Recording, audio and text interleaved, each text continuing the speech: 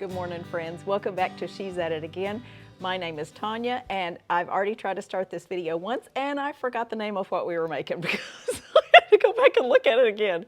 We are making mini bacon and egg pastries. Now, this requires a homemade pastry, and I know some of you are thinking, I've never made one of those before, I'm not doing that. But please, please, I beg of you, watch the video and see how easy it is, and then decide if you want to make it or not, because I'm telling you, the taste difference is indescribable. Yeah, don't buy store-bought for this. If you're going to make the trouble, go through the trouble of making these, make the pastry. So few ingredients, and it's so very good because of that sour cream. It's really remarkable how good it is. Okay, it is such a pretty day. We've got Zoe. She has pulled her towel off the coolaroo back there, and she decided she wanted to lay in the sun. She's doing some sunbathing. Lacey is out in the sunroom, and she is sunbathing, and I'm in here cooking. But I got to show you these. I'm only going to make 6 of these. The recipe encourages you to make a dozen of them, and I'll show you my little mini Seabright eggs that I have. My friend has Seabright chickens, and they're so stinking cute. They look like little chicks. They look like pullets, but really they're full grown, and they are so stinking funny.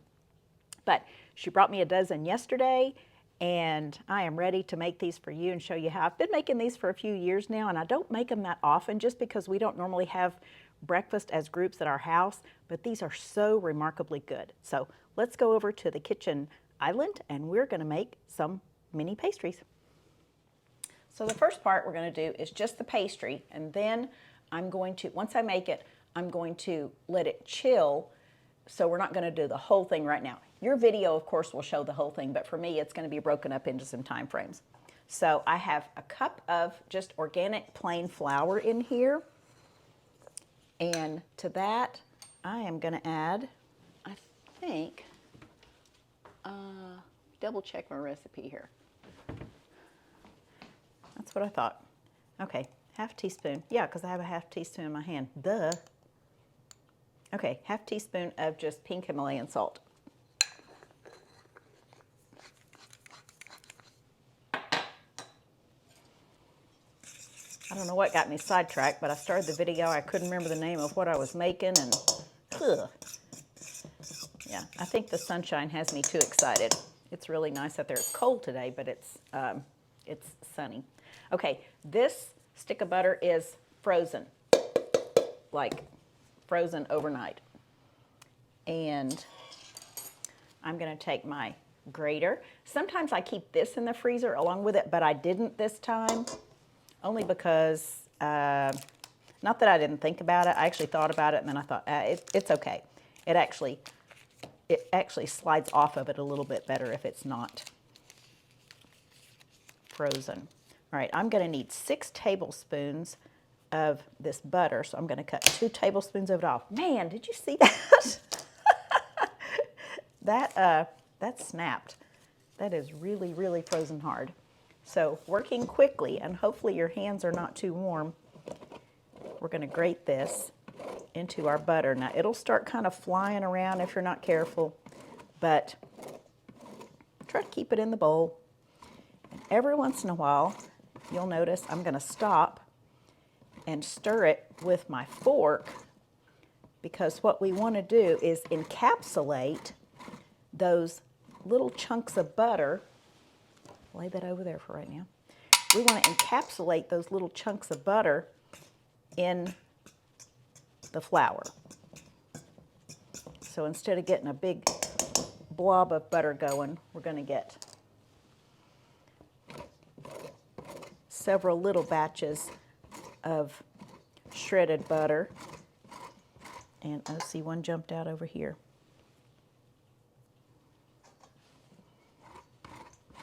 You can use a box grater. Sometimes I use a box grater in my bowl. And every once in a while I dip my stick of butter down in the flour, which just actually helps it come off the grater better. If you're used to cutting butter into flour using a pastry blender, by all means, go ahead and do that. I did that for years. And when I say years, only up until a couple of years ago, That's the way I did it. And I'm quite proficient at it because I've been doing it a long time. But when I started using the grater, it just seemed like it was just so much more consistent. And I don't know, not that it doesn't have a lot of dishes to wash, you know, all about how few dishes you can mess up in the kitchen because you know you're going to have to wash them. But I just think this works really nicely. And for those of you who are intimidated by cutting it in because you don't know if you're doing it the right way, this kind of leaves the guesswork out of it. Okay, when it gets down to a small enough piece where you got one about like that, just let it go.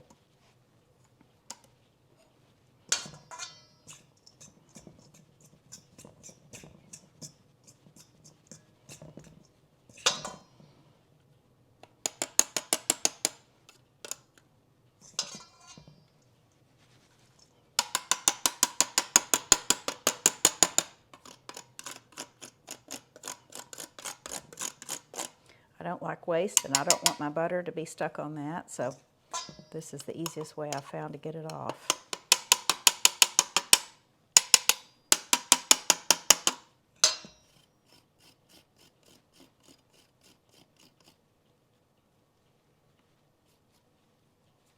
All right, set that aside.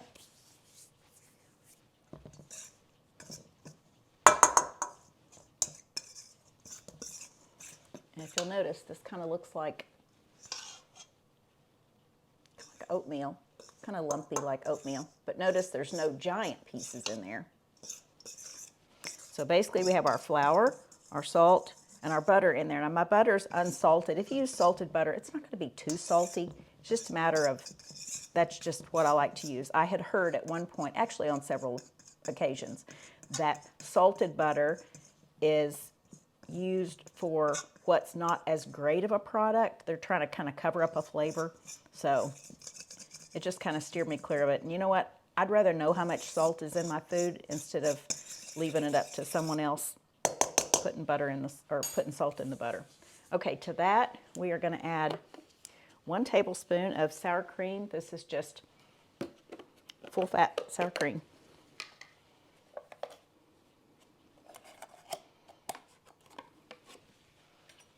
So 1 level tablespoon. And then I have 3 tablespoons of water over here. So really it's ice water. I got it out of the chilled water in the refrigerator.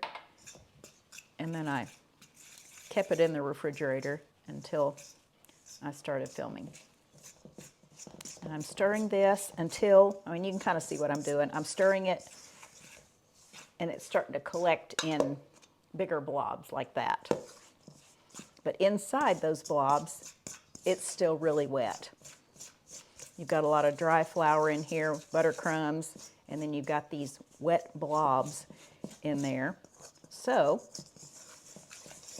let me take my rings off.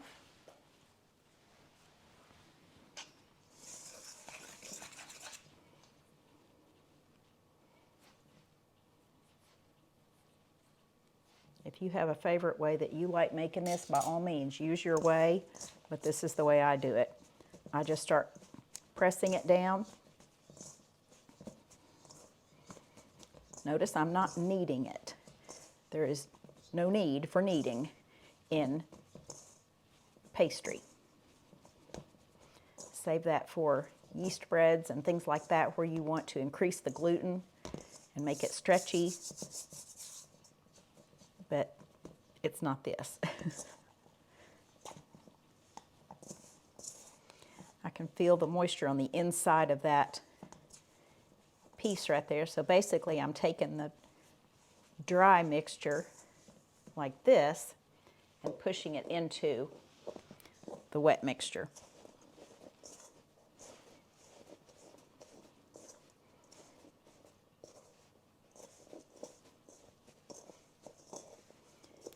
And you'll start thinking, okay, I didn't add enough water. I'm going to have to add some more water. Don't do that.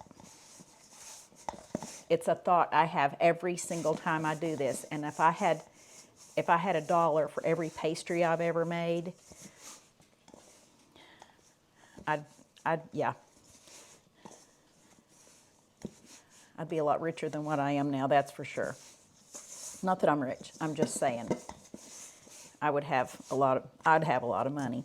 And the only reason I've done a lot of pastries is because just by sheer fluke. I mean, it was a fluke. I don't know what I'm doing. I do not know what I'm doing in high school. But had a home ec class, and our assignment was to make a pie crust of some sort, as best I remember, and I'm sure we used shortening and all the inferior products back then. We did not know. But for some reason, out of everybody in this class, there's probably 20 or 30 of us, mine turned out great. And the teacher even asked me after class, how long have you been making pastry? I was like, well, since this class started today, I guess, because I didn't know what I was doing. It just happened to turn out right, but I thought, you know what? Maybe I'm meant to do this. So I was not afraid of it ever after that. So if you ever try something and you're really good at it the first time you make it, chances are you're going to look like a professional, even if you don't know what you're doing. And trust me, I did not know what I was doing.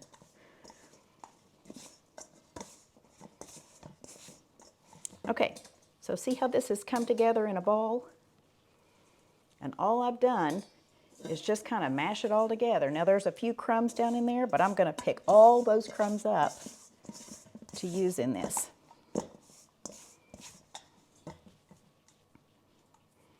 Now I just need to get the crumbs off my fingers so I can pick those up in there.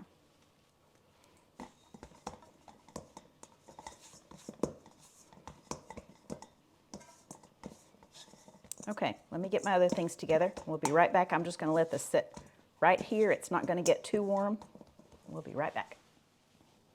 All right, let's continue on with this. I'm going to turn this down just a bit. You don't need to see me. You just need to see what I'm doing. All right, here we go. All right, countertop is clean, and I'm going to sprinkle it lightly with some flour. You don't need to overdo it with the flour. Just keep the flour at hand just in case you need more.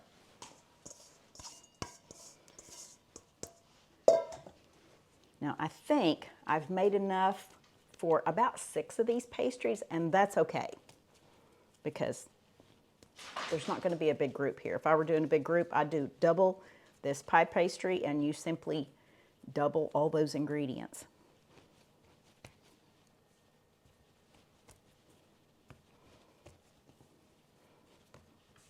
Now, common sense just tells you, don't overwork your dough. And what that means is just don't handle it any more than you have to. Some things you have to do and some things you just don't. You don't want to constantly keep picking it up and re-rolling it. So we're going to try to roll it out, cut out our shapes that we need, and you can use the leftovers and reshape one last one if you need to, and when you're cutting out circles, you kind of have to. There's just waste when you use circles. I'm not a huge fan of cutting out circles, but this recipe calls for that, so we're going to oblige.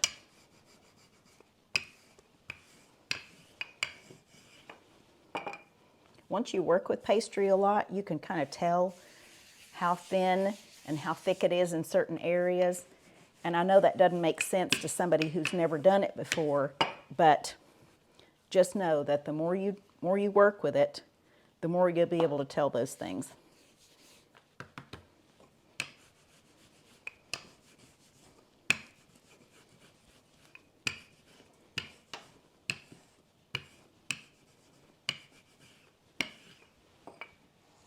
You want to make sure your dough is not sticking to the countertop. Make sure it has plenty of flour underneath it. Give it a good dusting if you need to.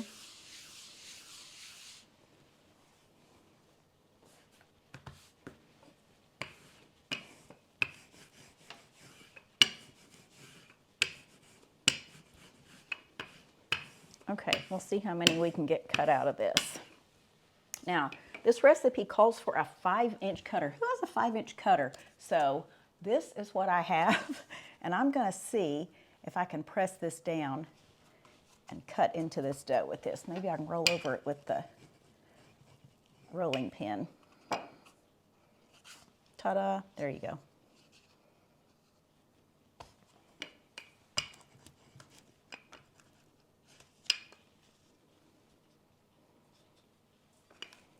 And it doesn't have to be perfectly round on the edges because you're going to kind of gather it on the sides anyway, because remember, you're going up the edges of a muffin tin.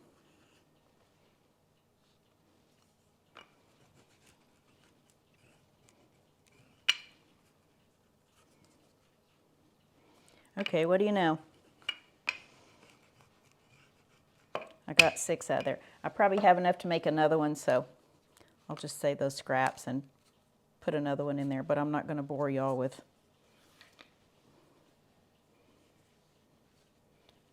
doing that while I'm doing a video. Just know if you see an extra one in the pan when it's over with, or an extra 2, I don't know how many this will make, then that's where that came from. It's not magic, it's just, I don't like wasting things.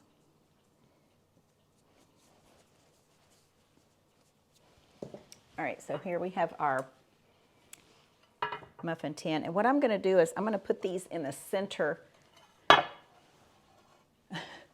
in these center rows. I don't like using like this end and then 2 of these.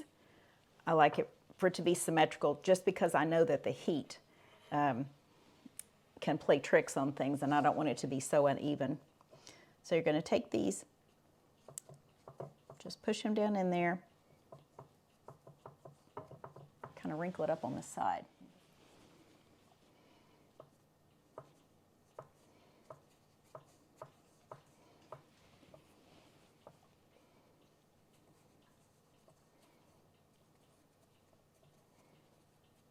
You want to make sure it's seated at the bottom really well.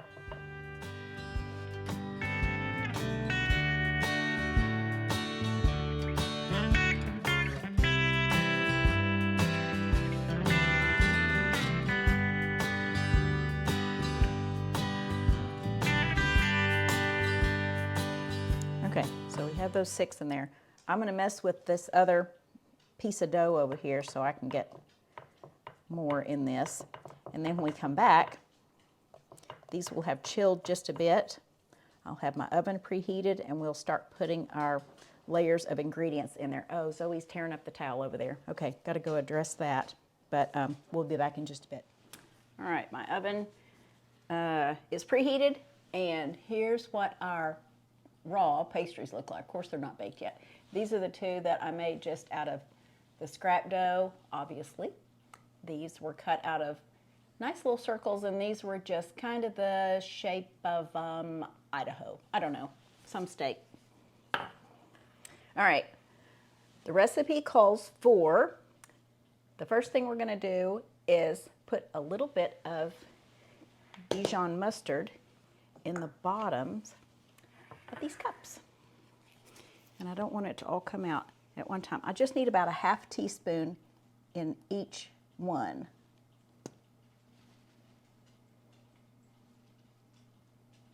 Now this is going to give it its saltiness. We're not going to add any salt to this. It calls for pepper, and you're probably thinking, oh, she left out the salt. Nope. This Dijon mustard is going to provide the saltiness, probably from the vinegar more than anything in it. Okay, make sure I got it. About a ½ teaspoon in each.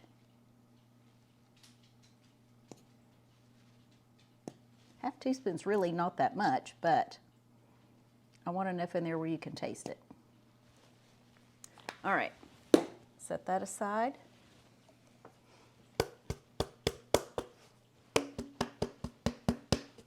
And I'm spreading it out just a little bit. It was in a blob. All right, next thing we're going to do is add our eggs. I want to show you these eggs. I'm telling you, these are the cutest things ever. Look how tiny. They're just so tiny. So my friend has Seabright chickens, and they are maybe that tall, but they are just so spunky. I mean, just spunky, spunky. and funny, very, very funny.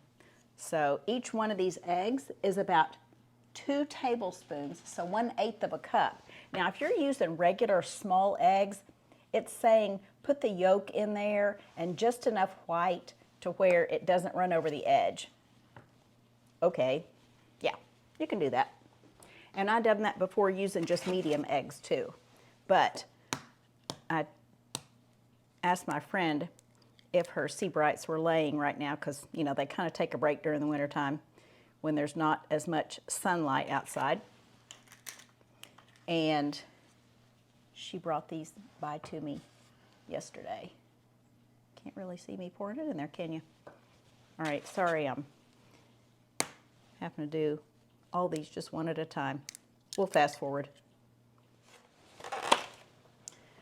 I just realized I was supposed to put my bacon in there before I put the egg in there, but that's okay. It's just a matter of putting them in layers. All right, I have bacon right here. Now I keep bacon cooked and in a zip top bag in my refrigerator. Call me crazy, this stuff does not go bad. I used to keep it just in the cabinet, and a friend of mine said, oh, please don't do that. And I'm like, you know what? Oh, okay, that's probably a good idea to put it in the fridge. I've got room in there, so I keep it down in the deli drawer. But I always have cooked bacon on hand, and then of course I have my rendered bacon grease from that, because this is uncured bacon. It's no nitrates in it, so it's good quality bacon. I have the bacon grease in there to use for things like fried eggs and, you know, anything that needs flavor to it, like fried okra or potatoes or anything like that. Okay, just get that distributed as evenly as you can. We're going to put a little bit of pepper on that now.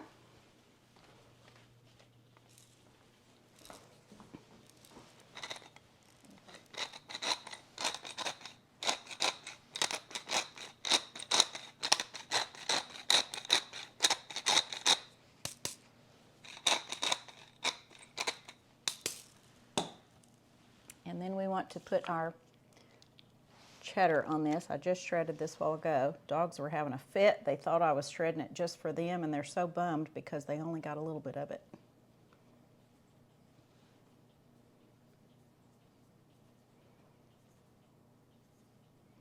Now somebody's probably going to ask me, where'd you get that muffin tin that's ceramic?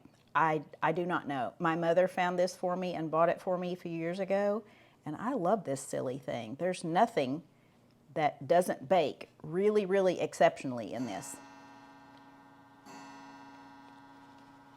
Okay, it says for 12 muffins, use a generous cup of cheddar. So I just say put as much on there as you can fit on the top without it going over the edge, like I'm doing right here. Just try to keep it inside the pastry area.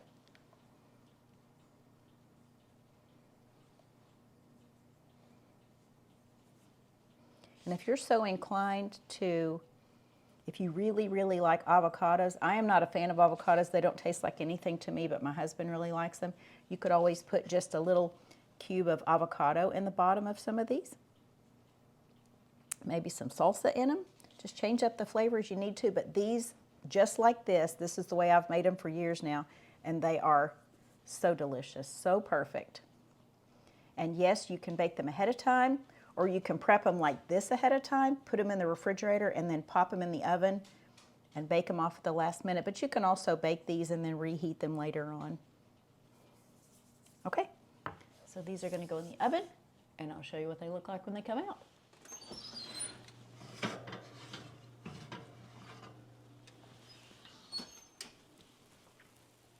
Okay, here's our little mini bacon and egg pastries, and they smell fabulous. I can't eat them yet because they're hot, and it's not breakfast time. It's closer to lunchtime, so maybe we'll have these maybe tomorrow, maybe Saturday. I'll stick them in the fridge and we'll reheat them. But anyway, there you go. Hope you give these a try. Please, please try the pastry. Once you figure out how to make the pastry, you're going to be looking for pie recipes. I'm telling you. It's easy. Don't be scared of the dough. Do not be afraid of the dough. Worst case scenario, it gets a little tough. It's still pastry. Just enjoy the learning process. You're going to like this recipe though. No shortening, butter. Who goes wrong with butter? And then the sour cream is really what gives it the flavor. I've had more people go, that pie was really good. I think I like the crust. I'm like, yeah, it's the sour cream. But not many people use sour cream in there. So now you know. So hope you enjoyed this. Recipe is in the description as always. And we look forward to sharing something again with you real soon. Thanks for joining us. Bye.